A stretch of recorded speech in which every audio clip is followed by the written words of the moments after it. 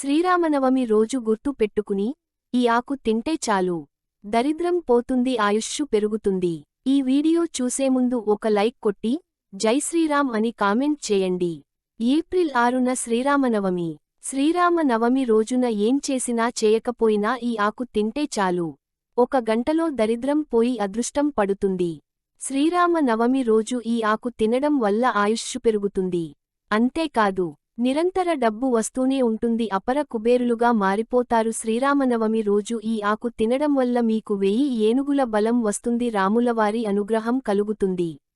శ్రీరామనవమి రోజు ఈ ఆకు తింటే కటిక పేదవాడు కూడా కుబేరుడుగా మారిపోతాడు. మనలో చాలామంది ఆరోగ్యం బాగో లేకపోవడం వల్ల సరిగ్గా పనిపై శ్రద్ధ పెట్టలేకపోతున్నారని బాధపడిపోతూ ఉంటారు.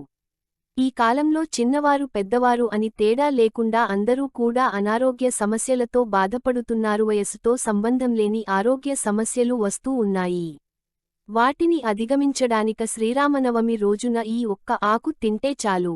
మీ ఇంట్లో ఉన్న రోగాలు దరిద్రం అంతా కూడా పోతాయి. ఈ ఆకు ఎవరైనా తినవచ్చు. విద్యార్థులు ఈ ఆకు తింటే విద్యలో మంచి పురోగతిని సాధిస్తారు. ఉద్యోగస్తులు ఈ ఆకు తింటే పదోన్నతి పొందుతారు. మంచి ఆలోచనలు చేసి ఉద్యోగ రంగంలో ముందుకు వెళ్తారు. వ్యాపారస్తులు ఈ ఆకు తింటే మంచి లాభాలు కలుగుతాయి. ఆరోగ్యపరంగా ఆర్థిక పరంగా మంచి లాభాలు పొందుతారు. జ్ఞాపకశక్తి పెరుగుతుంది. మంచి తెలివితేటలను పొందుతారు. ఈ ఆకు మీ జీవితాన్ని మారుస్తుంది. మీ దశ మారిపోతుంది. మరి శ్రీరామనవమి రోజు తినవలసిన ఆకు ఏమిటో ఇప్పుడు మనం ఈ వీడియోలో వివరంగా తెలుసుకుందాం. చైత్రమాసం శుక్లపక్షం 9వ రోజున శ్రీరామనవమి పండుగను జరుపుకుంటారు.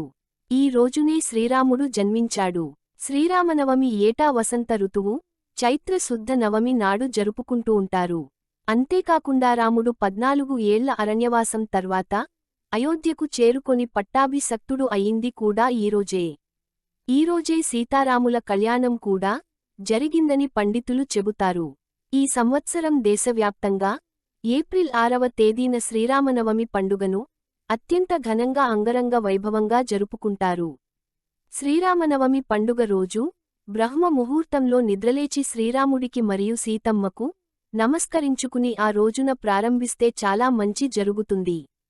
అలాగే ఇంటిని శుభ్రం చేసుకుని ఇంటి ప్రధాన ద్వారాలకు మామిడాకుల తోరణాన్ని కట్టుకొని ఇంటి ముందు అందమైన రంగవల్లులను తీర్చిదిద్ది శ్రీరామనవమి వేడుకను జరుపుకోవడానికి సిద్ధమవ్వాలి. స్నానం చేసే నీటిలో గంగాజలాన్ని కలుపుకొని శుభ్రంగా స్నానం చేసి ఆపై చేతిలోకి నీళ్లు తీసుకొని సూర్య భగవానుడికి సమర్పించాలి.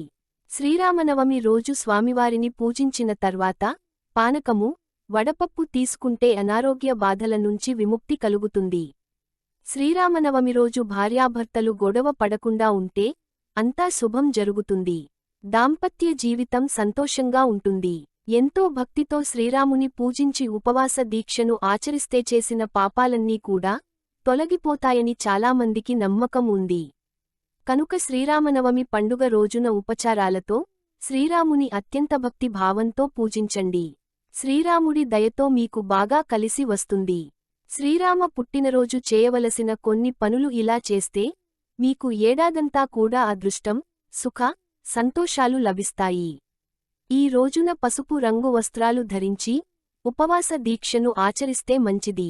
శ్రీరామనవమి రోజు పసుపు రంగు వస్త్రాన్ని ధరించి శ్రీరామనుంచి భక్తిశ్రద్ధలతో పూజించాలి. శ్రీరామ రక్షా స్తోత్రం పఠించి శ్రీరామ కళ్యాణ మంత్రాలు వింటే శ్రీరాముల వారి కళ్యాణ తలంబ్రాలు పోయడం చూస్తే సంవత్సరంగంతా ఆహారానికి మీ శ్రీరామనవమి రోజు సీతారాముల విగ్రహం ఉంటే దానికి అభిషేకం చేసి పసుపు రాసి గంధము కుంకుమ బొట్టులు పెట్టి ఎర్రని పుష్పాలు, సన్నజాజి, తామర పువ్వులతో పూజ చేయాలి. విగ్రహం లేనివారు సీతారాముల ఫోటోకు గంధం, కుంకుమ బొట్లు పెట్టి పుష్పాలతో, ఆ తరువాత ఇత్తడి లేదా వెండి కుందుల్లో నెయ్యితో దీపం వెలిగించాలి. ఇలా చేసినా కూడా సీతారాముల అనుగ్రహం, లక్ష్మీదేవి అనుగ్రహం లభిస్తుంది. రాముడికి పూజ చేసే సమయంలో వెండి కాయిన్, రాగి నాణము ఉంచాలి. ఇవి లేని వారు 1 రూపాయి బిళ్లతో అయినా సరే తీసుకొని అభిషేకం చేస్తే అదృష్టం కలిసి వస్తుంది. అనంతరం వీటిని బీరువాలో పెట్టుకోవాలి. ఇలా చేస్తే మీకు ఏడాదంతా కూడా బాగా కలిసి వస్తుంది. ఈ రోజునుపవాసం ఉండటం శుభప్రదంగా భావిస్తారు.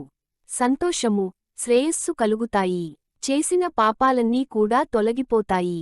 అయోధ్యలోని సరయునదిలో పుణ్య స్నానాలు చేయడం వల్ల గత జన్మపాపాలను కూడా తొలగిపోతాయని నమ్మకం. శ్రీరామనవమి రోజున రామకీర్తనలు, భజనలు, స్తోత్రాలు పఠించడం వల్ల ఆనందం, శ్రేయస్సు లభిస్తాయి. రామభక్తి ఎంతెక్కువ అయితే అంత ఎక్కువ ప్రయోజనాలు కలుగుతాయని పండితులు చెబుతున్నారు. ఈరోజు హనుమాన్ చాలీసా పఠించడం, నిరుపేదలకు ఉన్నంతలో దానం చేయడం చాలా మంచిది. దశమి తిథి వరకు 9 రోజులపాటు అఖండ దీపం వెలిగించాలి. ఏవైనా సమస్యలు ఎక్కువగా ఉంటే పండుగ ముగిసే వరకు ప్రతిరోజు ఉదయం, సాయంత్రం దీపాలు వెలిగించడం. ఉపవాసం ఉన్నప్పుడు పుష్కలంగా నీటిని త్రాగాలి. శ్రీరామనవమి రోజు ఎవరిని మోసం చేయకూడదు. నిజాయితీగా ఉండండి. మీరు చేసే ప్రతి పనిని చిత్తశుద్ధితో చేయండి. సాక్షాత్తు శ్రీమహావిష్ణు స్వరూపమైన శ్రీరాముని పూజించి, శ్రీరామ నవమి రోజు కొన్ని పనులకు దూరంగా ఉండాలి. ఈరోజు అత్యంత నియమనిష్టలతో శ్రీరాముని పూజించాలి. శ్రీరామనవమి పవిత్రమైన రోజున అసలు చేయకూడని కొన్ని పనులు ఉన్నాయి. ఈ రోజున మాంసాహారాన్ని, ఆల్కహాల్ను అస్సలు తీసుకోకూడదు. రామనవమి నాడు మాంసాహారం తింటే రామయ్యకు అపచారం కలుగుతుంది. ఫలితంగా ఆర్థిక ఇబ్బందులను ఎదుర్కోవాల్సి వస్తుంది.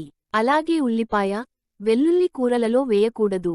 నవరాత్రుల సమయంలో జుట్టు కత్తిరించడం లేదా సేవింగ్ చేయడం అస్సలు మంచిది కాదు. రామనవమి నాడు ఎవరు వివాదాల జోలికి పోకూడదు. ఎవరితోనూ గొడవలకు దిగకూడదు. హింస చేయరాదు. ముఖ్యంగా భార్యాభర్తలు అసలు తగువులు ఆడకూడదు. ఇతరుల వ్యవహారాలలో, వివాదాలలో తల దూరిస్తే రామయ్యకు ఆగ్రహం వస్తుంది. ఫలితంగా ఆర్థిక కష్టాలు, నష్టాలు కలుగుతాయి. కానీ 9 రోజులపాటు రాముడు ఆశయాలను పాటించడానికి ప్రయత్నించండి.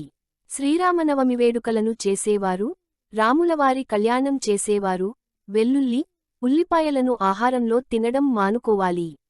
ఆహారం మాత్రమే కాదు, మద్యం సేవించడం, ధూమపానం చేయడం వంటివి రామనవమి నాడు అసలు చేయకూడదు.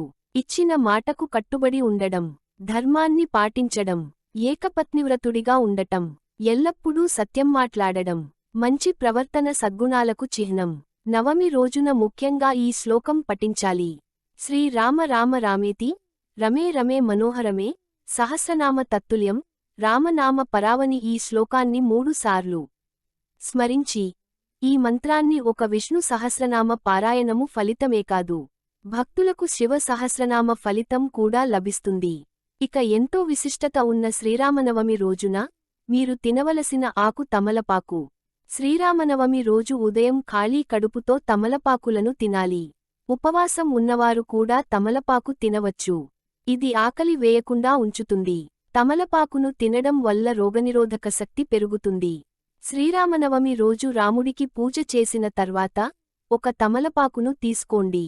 తమలపాకును శుభ్రంగా కడిగి దానిపై తేనె వేసుకుని ఒక ప్లేట్లో పెట్టండి.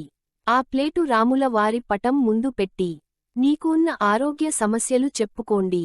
మీరు ఎందులో సక్సెస్ కాలేకపోతున్నారో చెప్పుకోండి. మీరు జీవితంలో ఎదగడానికి అడ్డవస్తున్న సమస్యల గురించి చెప్పుకొని ఆకును తెలియజేయండి. తమలపాకు శ్రీరామనవమి రోజు తింటే చాలా మంచి జరుగుతుంది. తమలపాకు షుగర్ వ్యాధిని తగ్గిస్తుంది. జనక్రియ సమస్యలకు, అధిక బరువును తగ్గిస్తుంది. తమలపాకు తింటే మీకు ఎలాంటి ఆరోగ్య సమస్యలు రావు. తమలపాకు క్యాన్సర్ కణాలు పెరగకుండా నిరోధిస్తుంది. గ్యాస్ సమస్య నుంచి ఉపశమనం పొందడంలో సహాయం చేస్తుంది. శరీరంలో ఐరన్ను పెంచడంలో తమలపాకు ఎంతగానో సహాయం చేస్తుంది. తమలపాకు తింటే మీకు ఉన్న ఎన్నో రకాల ఆరోగ్య సమస్యలు తగ్గిపోతాయి. ఒక తమలపాకు మీ జీవితాన్ని మారుస్తుంది. శ్రీరామనవమి రోజు స్వామివారికి పూజించడానికి తమలపాకును ఉపయోగిస్తారు కదా. పూజ కోసం తెచ్చిన తమలపాకులో నుంచి నీకోసం, మీ కుటుంబ సభ్యులకు ఒక ఆకును తీసుకుని పక్కకు పెట్టుకోండి. పూజ పూర్తయిన తర్వాత ప్రసాదం తినే ముందు తమలపాకులో తేనె వేసుకుని తినండి. మీ పిల్లలు కూడా ఈ శ్రీరామనవమి రోజు తమలపాకులు తేనె వేసిచ్చి తినమని చెప్పండి. ఈ ఆకు తింటే తెలివితేటలు బాగా పెరుగుతాయి. చదువులలో పురోగతిని సాధిస్తారు. ఈ ఆకు తినడం వల్ల ఆరోగ్యానికి, అయ్యే ఖర్చు దాదాపుగా మిగులుతుంది. తమలపాకు తిన్నవారికి ఆరోగ్యం లభించడం ఖాయం. మా ఈ వీడియో నచ్చినట్లయితే ఒక లైక్ కొట్టి మీ ఫ్రెండ్స్ అండ్ ఫ్యామిలీ మెంబర్స్కి షేర్ చేయండి. అలాగే మా కొత్త వీడియోస్ మీకు వెంటనే చేరాలంటే మా ఛానల్ని సబ్స్క్రైబ్ చేయండి.